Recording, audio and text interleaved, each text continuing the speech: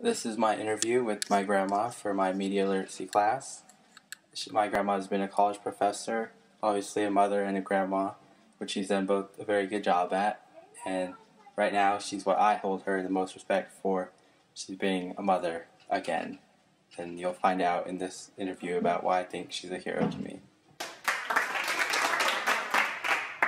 July 22nd, my middle daughter, Brianna, who is 26 years old, she had a 3-year-old and a 9-month-old at the time, gave birth to premature twins. They were born at 7 months instead of the full 9 months term. And unfortunately, she got involved in the use of drugs. And because of the drug use, the children were born prematurely. They were also taken away from her for social services, and they were going to all be put up for foster care, and they were threatening to put the twins up for adoption. And I stepped in and said, nope.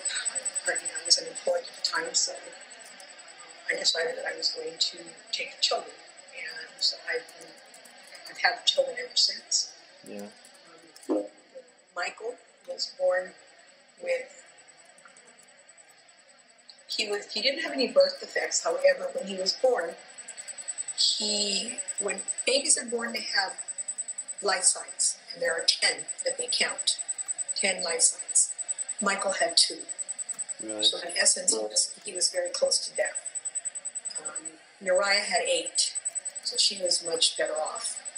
But Michael had to be resuscitated, and they had to put him on life support. And he took 2 months in the hospital to heal, where Uriah was out in 6 weeks. So since they have been out, it was in September, both of them got out. I've had them in my care. They are now 8 months old, and they are off their apnea monitors because they were sent home with apnea monitors, which means that they used to stop breathing at night, and machines would go off and sound to get up and take care of them and make sure that they were breathing. But now they're off of them, and they're in their walkers. They're walking around and eating baby food and doing really well.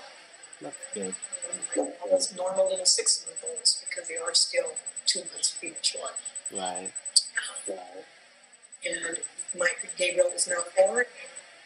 And So why do you take care of the kids? Like, why do you stay with them, and what's your motivation for taking care of them, because you don't have to do it, but you always do, and what's the force behind you that makes it so you'll do it and keep on doing it like I'm sure you're going to do? I guess it's, it comes from just having strong family, family having always been very, very family oriented. I grew up with my mother having 7 kids. My cousins lived with us. My mother worked very hard and never would give us up.